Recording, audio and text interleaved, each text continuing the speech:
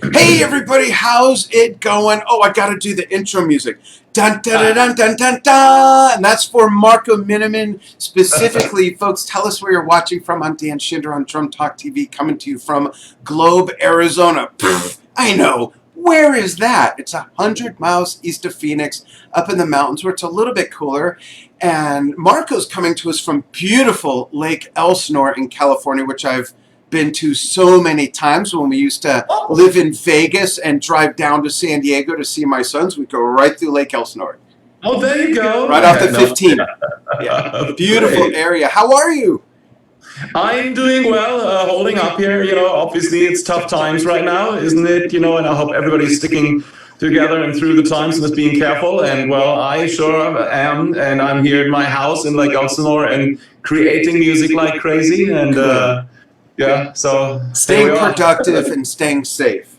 Absolutely. That's great. I'm going to bring everybody up on the monitors, folks, so chime in with questions. We're going to cover two main topics, and then who knows where it's going to go. We're going to talk about Marco's pretty recent solo album called Sister, and we're going to play an excerpt from one of the songs with video of Marco in the studio. And then we're going to talk about McStein Minnemann. Now, is there a video of the arm wrestling session that gave Mr. McStein the first billing on that? Like, how did that go down? Well, we were kind of thinking about what you can see it different ways, isn't it? MC and MI, so I is after C. No, I'm just kidding. Right, but, alphabetical. What we really did was like just what rolls easier off the tongue, how can you say McStein Minnemann or Minnemann McStein or something. So Minnemann McStein is almost, it's like two syllables away from a limerick, I think. Yeah, right. That's awesome. That way it sort of felt all right. We just kind of made a quick decision about it, going like, okay, let's say it out loud. What do you think is better? That kind of stuff. Very cool. Let's start with that. And before we talk about it, I want to play a clip, and the one I'm going to play is an excerpt of the making of the song Program. And then I'd love to get the audience's take, because I don't know what they expect. But when I listened to the whole album about 4 times, I was very surprised. I don't know what I expected, but I'll explain when we come back what my surprise was when I heard it. And it's great stuff. So check this out, folks. And Marco, you won't see it. You might hear it. But it's going to play, and then we'll come right back. Here we go. Sounds good. So, here it comes then. 1.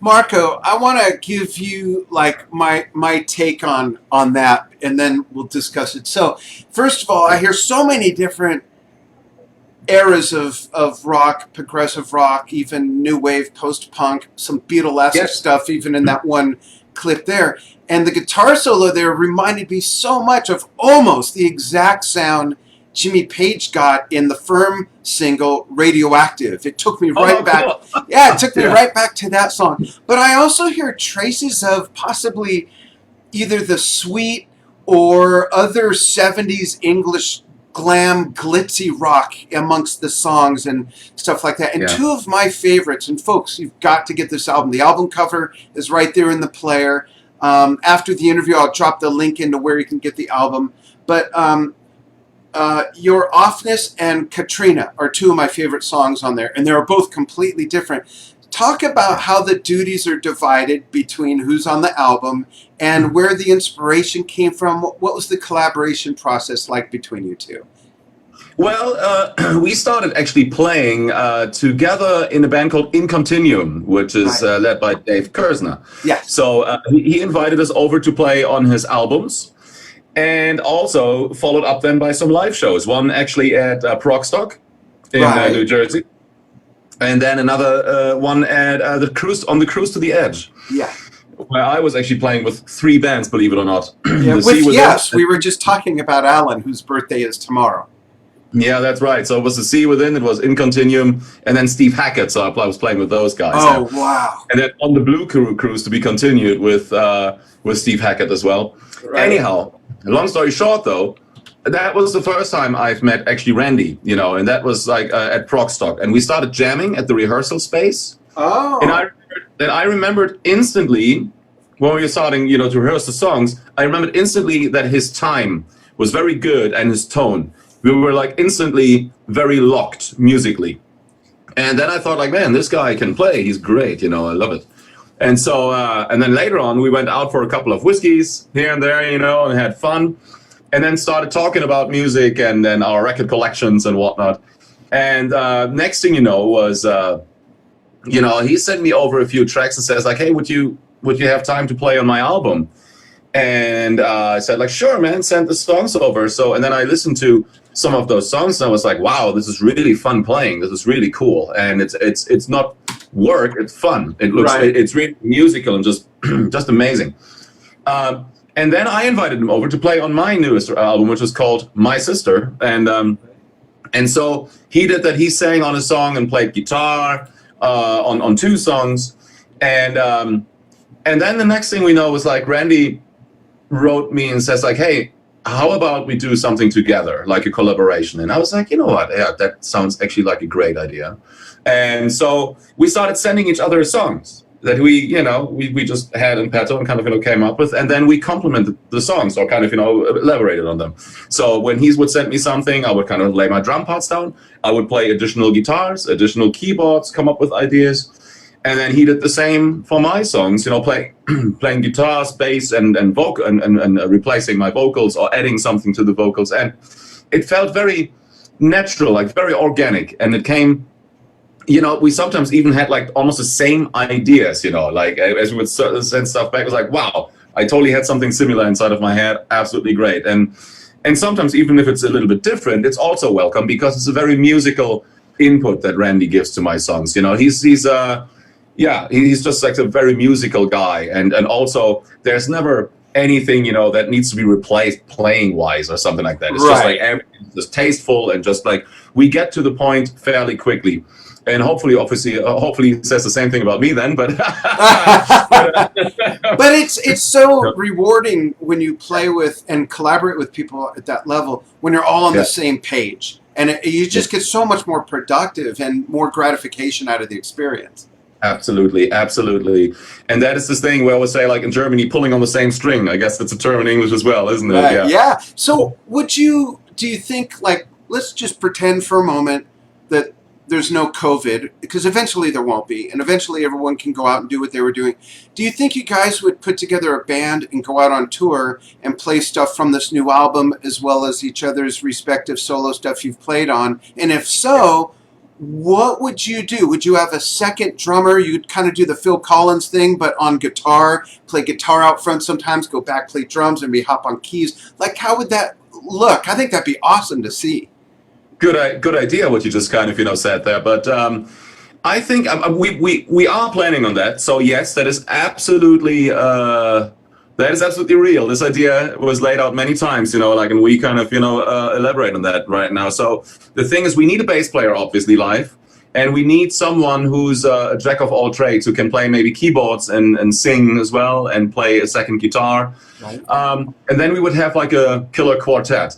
We could also kind of survive as a trio if we have like a great bass player and Randy with his effects board, because when you listen to the songs, they can be played actually in a trio rock setting, like the Police, for example, or something like that. So it's actually, it'll work. And we already have a few candidates as bass players, who could be part of it. There's this guy who, I don't know if you've heard of this guy. He's kind of got a cult following.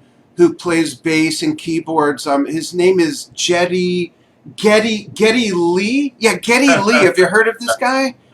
No, what's that? It's Or another candidate, and I don't know who you have in mind. I'm just throwing some stuff out for fun. Billy cool. Sherwood could fit in there and even play rhythm guitar as well.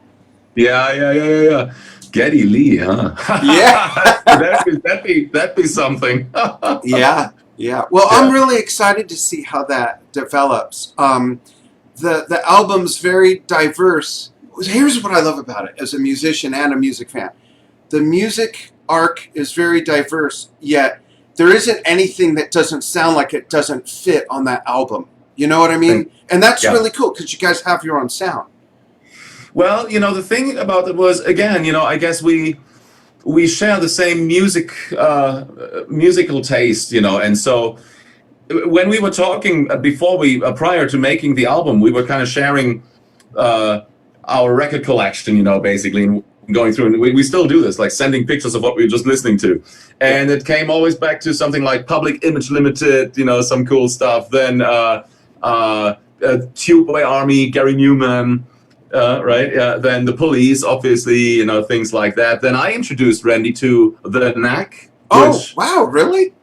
Oh yeah. So and wow. I mean, they did some great albums. Yeah. Had he never heard of them or something? No, he did hear of them, but he didn't really investigate, properly or spend time with their albums, for example. Yeah, a lot of people just know the one giant hit. One hit or something, but wow, their albums are good. The first 3 albums, holy cow, and even the later ones are some stuff really good, I thought. But the first album, every song is a hit almost. When you listen to that, it's like whoa. And we were kind of aiming, it was pretty much on purpose how we did it. With our album, we wanted to do a compact, precise album that leaves something behind in the universe that kind of is memorable. And that's why the songs are fairly short, and the album only has 10 songs. And it is exactly vinyl length. It is like the album has exactly the length of an album from the era mid-70s into to early 80s. The best for albums, when album art had an impact. Now, in fact, I think I have it right here. Hold on one moment. Where is it? Where is it? Now you need one of these to look at album art on a CD or read the credits. I know, right? Real albums. Well, that's cool. And one thing I want to point out to our viewers and folks, I'll take questions in just a moment. I see some coming through. Did you hear what Marco said? Many of you who are familiar with Marco's pedigree and his music, you might know him as a progressive multi-instrumentalist. He's a great drummer, plays 7-string guitar, all these different things. But he threw out the Knack, the band that came out with My Sharona. So I think it's just another great example that we always have to keep our musical horizons open and not just listen to the box that we're in, but widen our own box by grabbing tools from things that you might not even be fond of or think to listen to, because a lot of your influences often listen to stuff that you'd never expect them to have listened to, Yeah, it is kind of interesting, isn't it? Because especially in the prog world, which is a diverse, already kind of musical territory, it's some of the biggest boxes ever, isn't it? Because everybody thinks like, no, this is the real deal. This is where we want to be. The rest is shit. Right. It's not. Right. It's made up of everything else. Exactly, it is made of everything. Yeah. If you can't put your finger on it, it goes in the prog box.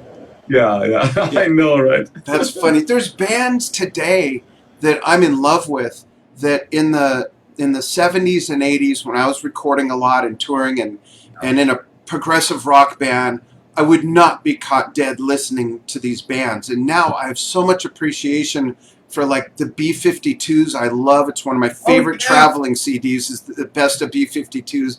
Same with Duran, Tears for Fears. I love all that stuff. Oh yeah, fully agreed with that. Yeah. Interesting. Let's play something from My Sister. Can we jump to that real quick? Absolutely, thank you, yeah. Sure, this is an excerpt of Marco recording drums for a song called White Sheets. And by the way, on Marco's shirt, he's got the time signature for this song.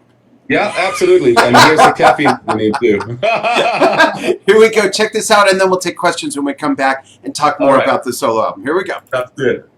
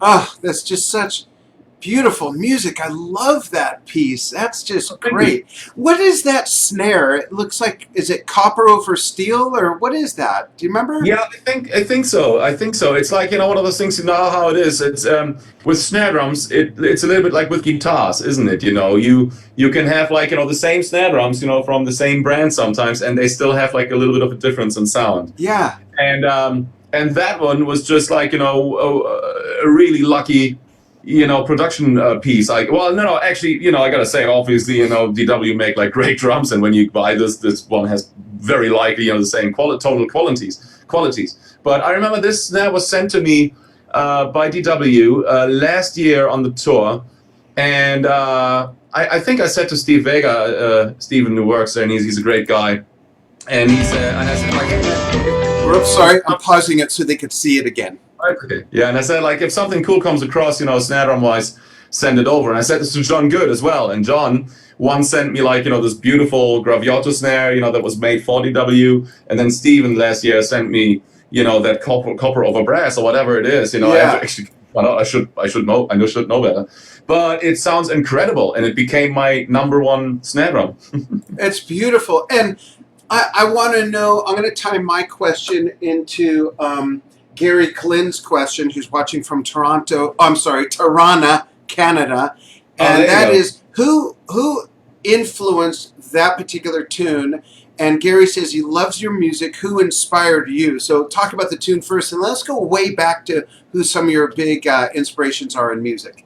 Absolutely. Well, this tune, the White Sheet song, well, it also has lyrics. Well, you listen to an excerpt right now, obviously, but that I wrote last year in Bangladesh, of all Oh, places, where wow. I was actually doing a production called Wind of Change, and with Taposh, who is the leader of that whole gang there. He does like this TV show, and he invites musicians from all over the planet to partake and participate, and we get sheet music, and then we kind of play pretty complex music. Everything is being read, and with whole orchestra and whatnot. Is Wow. fantastic. And Bumblefoot was also part of it, guitar player Oh, fan, wow. right? And I was one day where we had a production delay. I was sitting in the hotel room overlooking the city, and I kind of was messing around with the guitar, and I had like this riff, which is an 11, you know.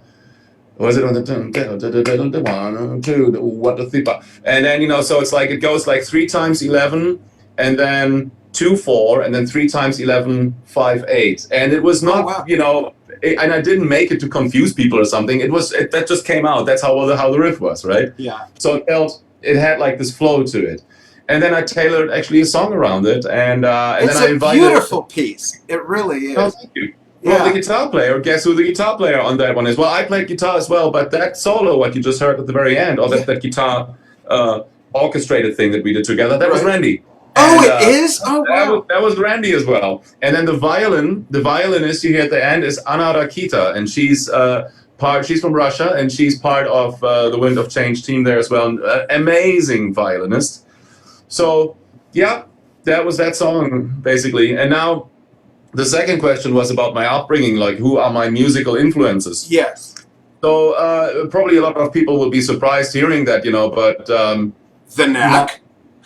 the night, right? Well, you know what? Yeah, that album is great. The Yeah. first album, Gary was a great drummer. oh, good. Yeah, oh yeah, absolutely. Yeah. But the thing is, I guess my favorite band would be Queen.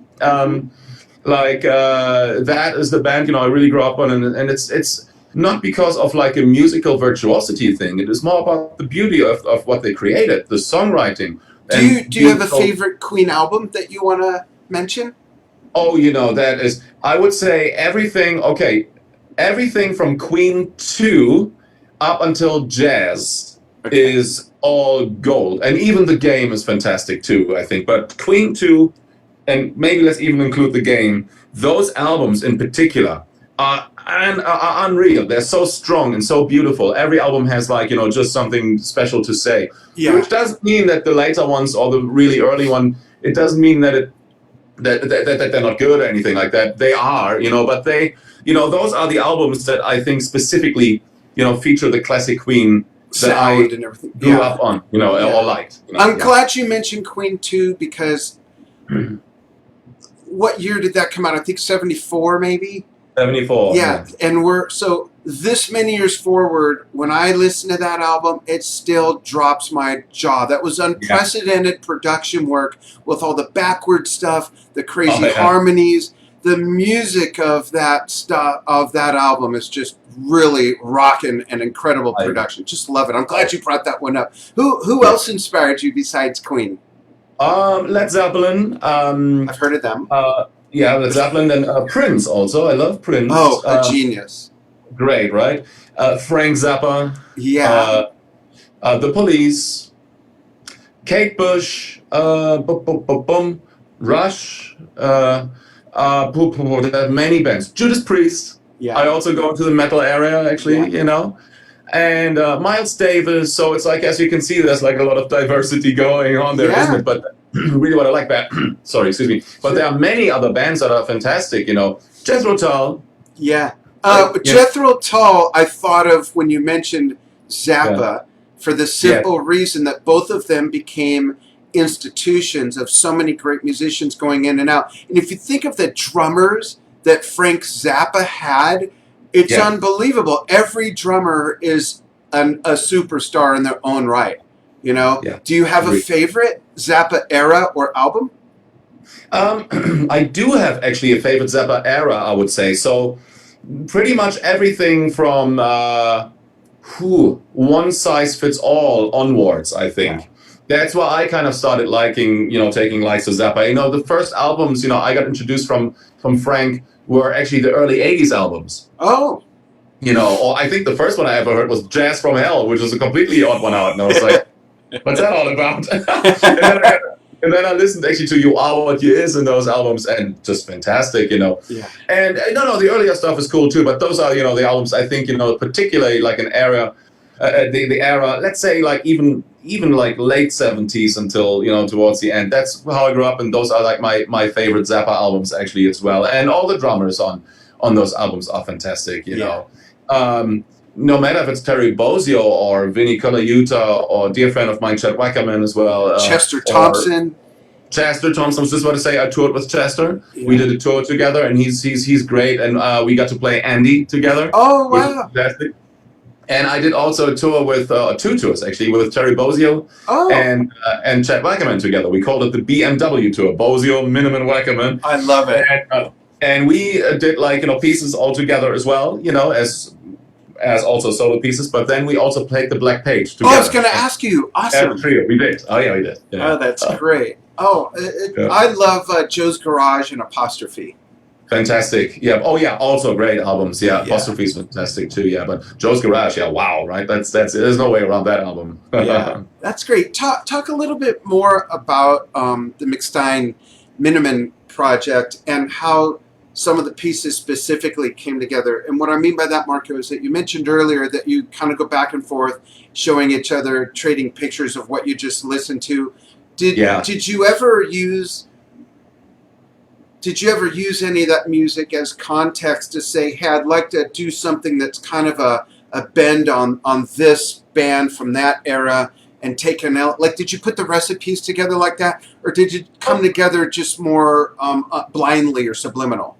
Yeah, it's more organic. It happened more organically. I guess that's the same for. I think I'm pretty sure I can speak for Randy there as well. But when I write music, I just kind of sit there with the guitar, and then a cool riff comes along, or a cool keyboard part or whatnot, and sometimes also a groove, or I have like already lyrics in mind, and then I just make the song around it, build it, and I never really go in specifically and go like, hey, this could sound like, or something like that. It happens usually later, where you kind of find your own drawer and go like, oh man, yeah, this actually could sound like a little bit of the Police or something like Right. that. That's cool. And yeah, but I guess the roots will always show in your writing, because it automatically happens. These are the people you learn from, right? If you Yeah. It's a subliminal kind of thing. You drag some of that residue with you through your musical journey. Absolutely, yeah. But yeah. So the way we wrote was completely organic, and I guess what makes it sound cohesive, or that you kind of would say like, yeah, okay, you you can't really tell, even though there's a wide palette from the songs, that are happening, that they still sound like an album that was meant to sound like cohesive, like a Right. sound that had its own sort of style. And I guess that happens automatically since we are the players and we're just a duo here. So we bring our trademarks, always right actually into that music. No matter what kind of piece it is, it will sound like us, and I guess it's a good thing. That's cool. Going back to more influences, John Kinsting, who's a Drum Talk TV content contributor, John's asking, what Miles era do you like the best? Bitches Brew by any chance? Good question. You know what? A lot of unexpected answers there, because the first albums I heard, believe it or not, from Miles were actually a later area, and it was actually The Man with the Horn, for example. Oh, wow. Al Foster on drums, and I guess it was also the first album that featured Marcus Miller.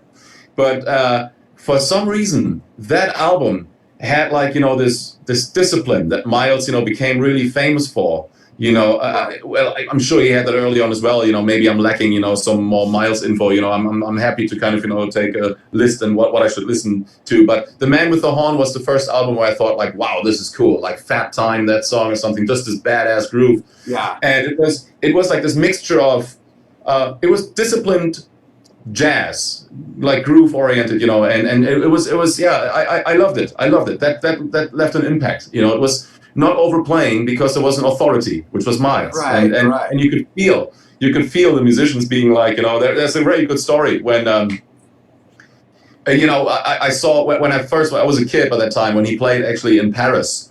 There was like this live concert and he had his band play like 10 minutes without him. They were just jamming around. Yeah. And they sounded like a jazz band. They were having fun and everything, and it sounded good, obviously.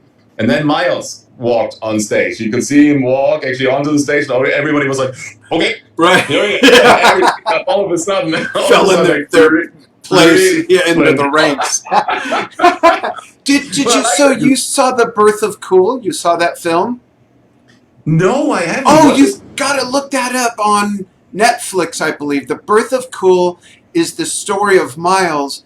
And I need to watch it. I need to watch it. Yeah, yes. It's narrated by a famous actor. I can't think of his name, but he sounds just like Miles. But all the narration are actually transcriptions of Miles' words taken from different interviews. There's all this amazing footage from the beginning of his career all the way up until when he passed. So it covers all the different eras. Well, I think one of my favorite parts of it is when he really was supportive of Charlie Parker when Charlie wanted to go out on his own and start doing his own stuff. He was like, absolutely, you got to do that. You're worthy. You're brilliant.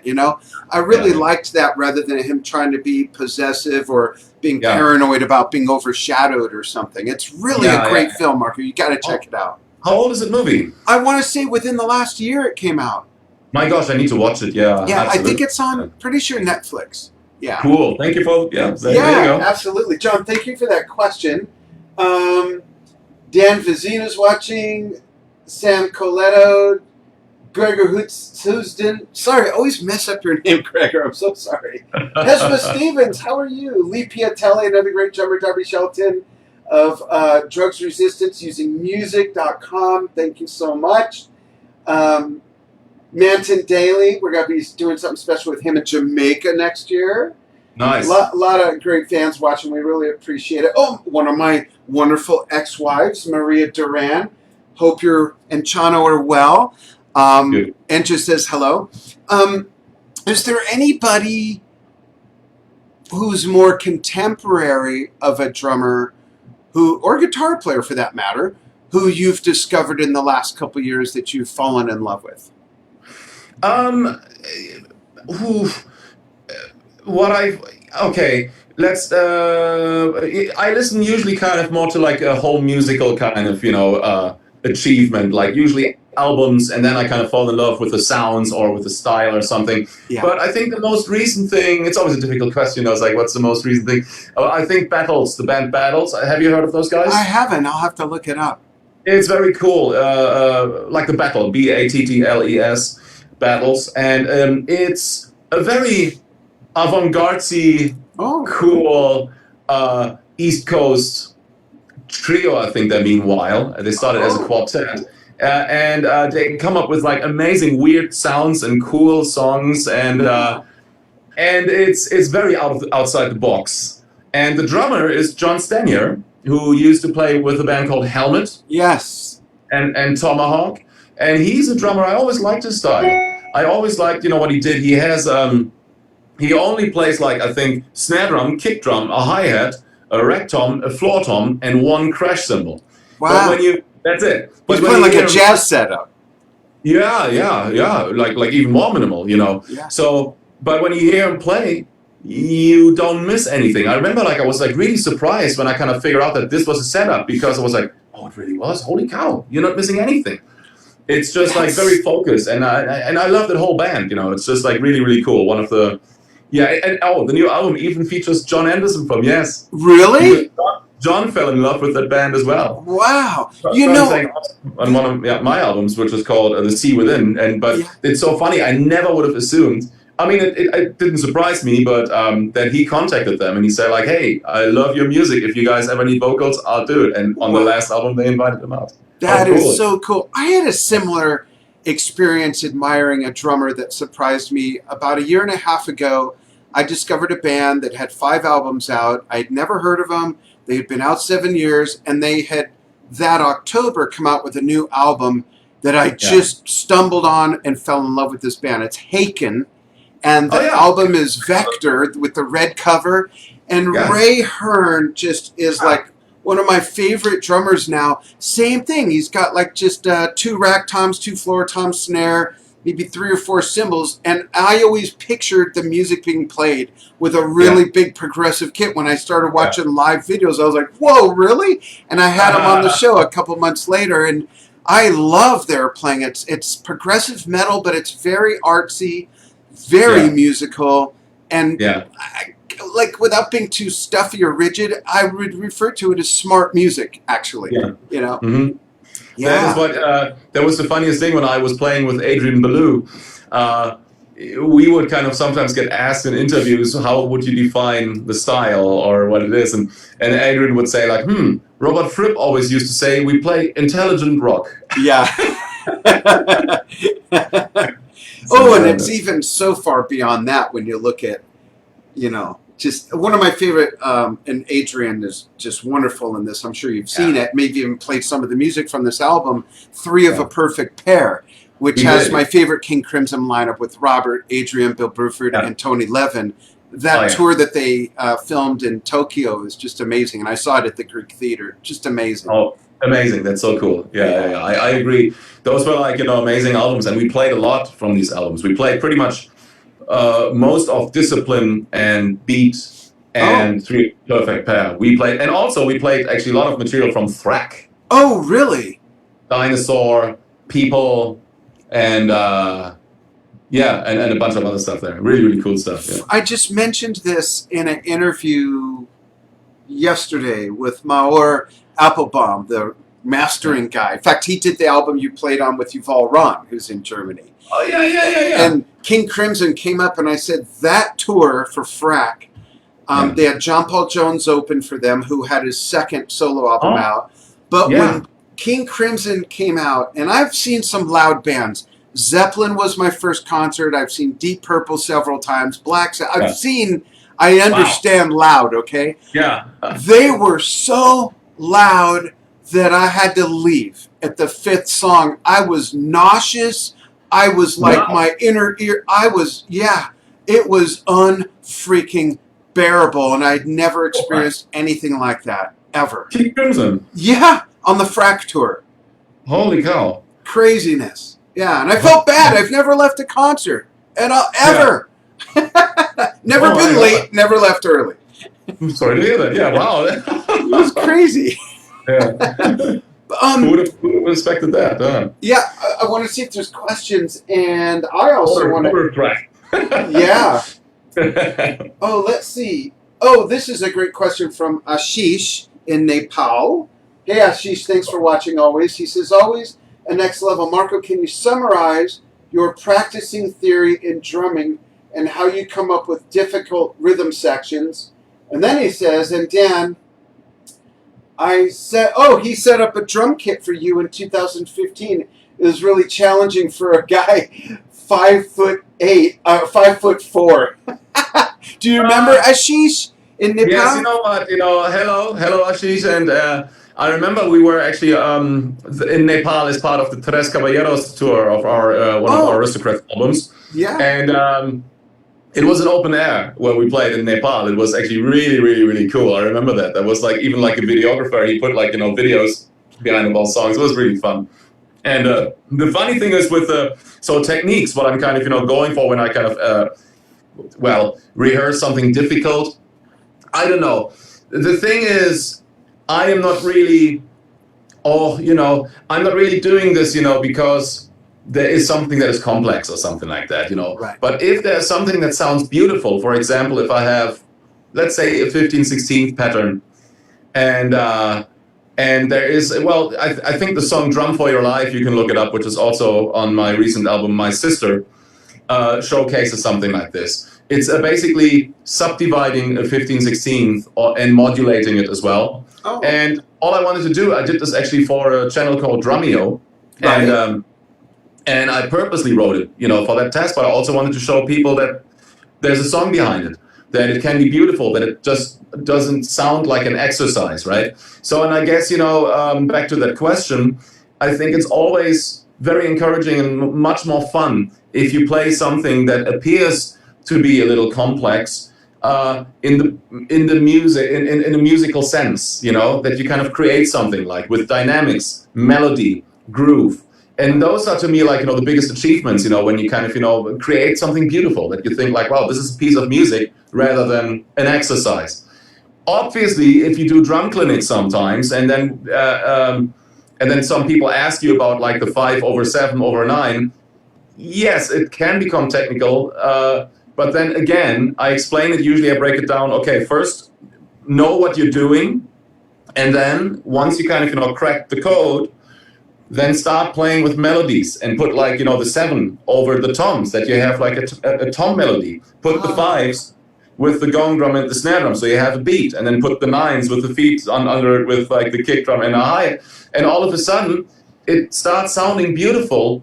But hopefully, right? And yeah. but with the challenge engraved, sort of, and that's, I guess, that is really kind of the beauty, and this is how I approach a practice routine, That's to cool. go like, okay, I want to make it sound good, right? But it also is much easier, like I said, if you have like odd meter patterns that kind of are counterparts of each other, formed in melodies. It's just more accessible and it just sounds nicer. That's Not, awesome. not repetitive. Thanks for Yeah. that. And thank you, Ashish, for the question. A couple of comments I want to read to you. Yeah. Michael Fishman says, whoa, Marco, your personality is so damn inspiring and calming at the same time. Thanks for your input into this world. That's really nice. Thank you. And Dan Vizina says, say hi to Marco. Saw the Aristocrats tour in Montreal with Mr. Mateo last summer. Yeah. Great, Yeah. great, great. Are you Thank you. guys Yeah. going to do more stuff? Oh, the Aristocrats, you mean? Yeah. Absolutely. Great. The Aristocrats is my band now for 10 years. Yeah. We're a trio. And we, we're planning to kind of finish our tour for our recent album, You Know What? That's the album title. Yeah. And we Love started it that. already. We toured. We were able to tour the United States, then Canada, Mexico, and then we went to Europe and finished in the UK. And the next stops will be Asia, Southeast Asia, and then Latin Americas, and then back, maybe a few other shows somewhere. That's great. Speaking of touring, and Yeah. I know, from traveling the world, it's like choosing children. It's hard to pick a favorite, especially if you have more than one. But when you go on tour, is there one or a handful of specific places you can name that you really look forward to for whatever reason, whether it's the venue, whether it's the food, whether it's just the culture, the scenery? Are there a few like golden destinations that you want to make sure are on the itinerary? Well, I love the globe. I love the world. There's every country has something beautiful to offer. So it's a it's a risky question. I should think wisely what I say. I But know. you know what I Don't, mean? whatever you do, though, don't give the politician answer. Yeah, exactly right. I know, I know. The thing is, I always look forward to go to Japan, for example. I love that country. A lot of my friends, my dear friends, are based in Japan, and we always have a wonderful time there. I love going to Argentina, to Brazil, and most of the Latin Americas. Well, all of them. You know, it's fantastic. It's just always a pleasure because those people are so enthusiastic about music and celebrate it almost as if it's a soccer game or something. Right. You feel like, oh my gosh, and I think every country has like a beauty to offer. India, and it's just like such a place, where you don't go that often, right? And so we're blessed, that we kind of have the chance to be invited to these places Yeah. on our tours. So we've been, I think, the second or the third time now we will go to India and Nepal as well. Who plays in Nepal, right? Right. This is fantastic, and I know now. Meanwhile, bands are coming out for the festivals there and stuff like that. But that's beautiful. So these things are always memorable, when you play at places like this. Iceland, for example, we did a show in Iceland. So these things mean a lot to me. But again, look, it's great to tour here in the States. It's great to tour in Europe, Scandinavia, the UK. But yeah, those first places, obviously, that I just mentioned, it's like there's always something very special about it, And Yeah. That's great. I have two last questions. Yeah. The first one is, I don't think I've ever asked you this before. What did you learn first, drums or guitar, or did you learn them simultaneously? The first instrument I learned was actually organ, a two-manual organ with a foot bass.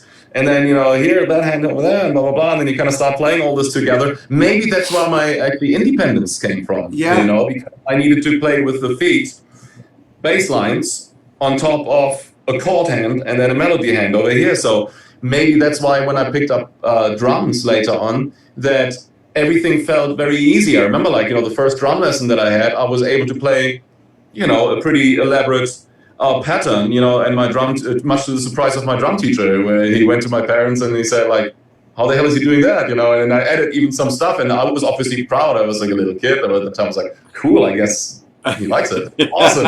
So it made me feel good. Yeah. But later on, in retrospective, I thought, oh, maybe the organ lessons were actually part why I already developed independence, and that's why it wasn't that difficult for me to coordinate things. And, and when did you pick up guitar?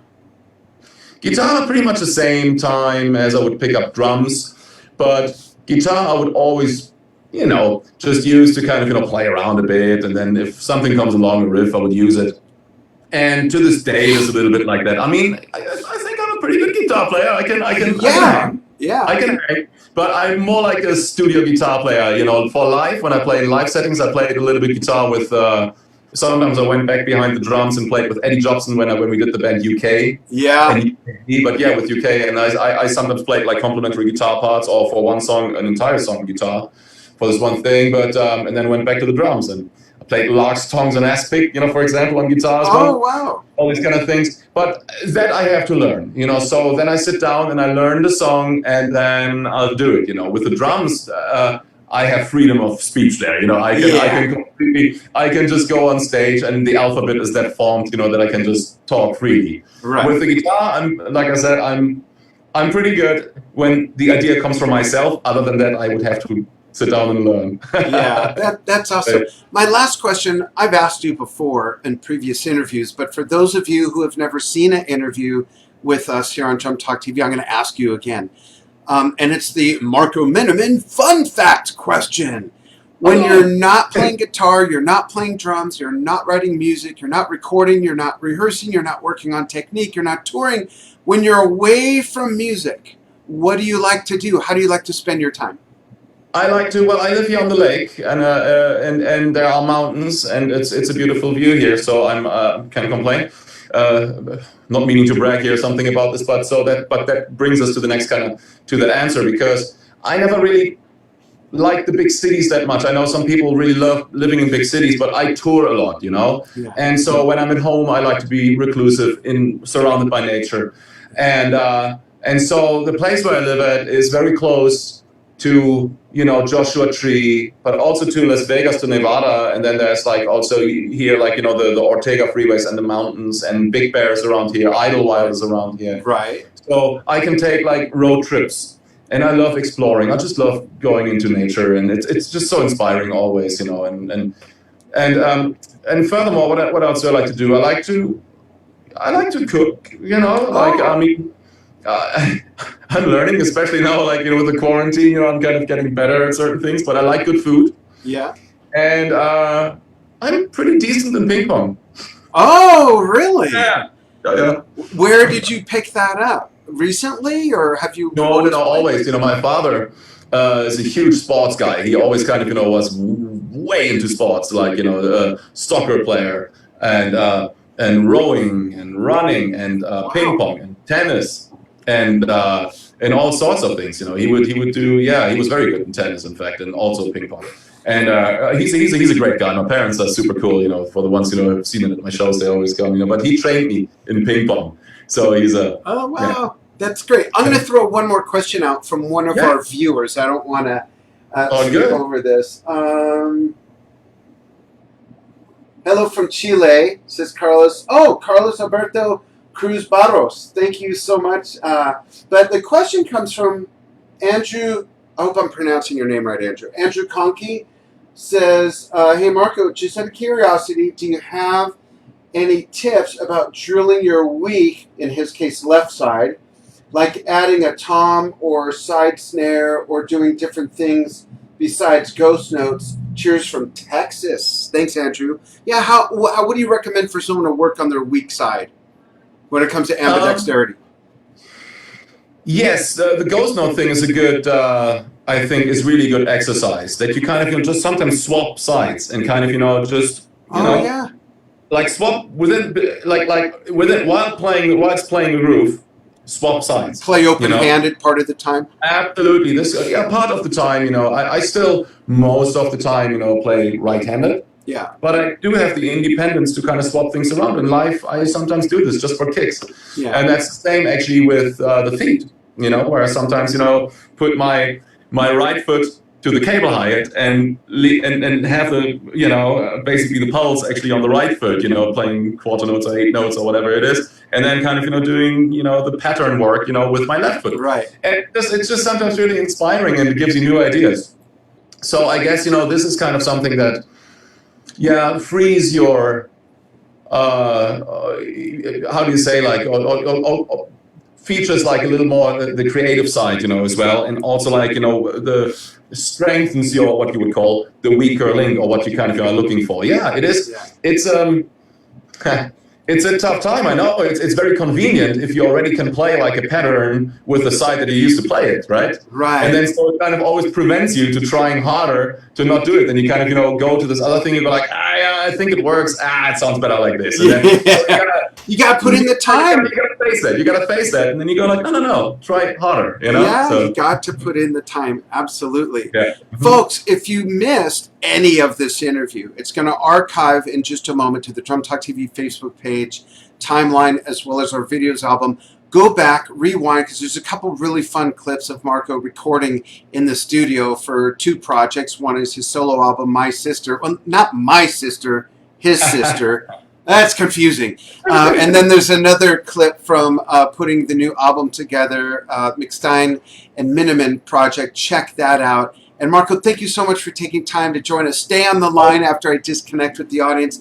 Thank you, everybody, so much. And go ahead and throw out some more questions. I'll send the link to Marco, and Marco maybe can check it over the next couple of days and see if there's anything you want to type in there.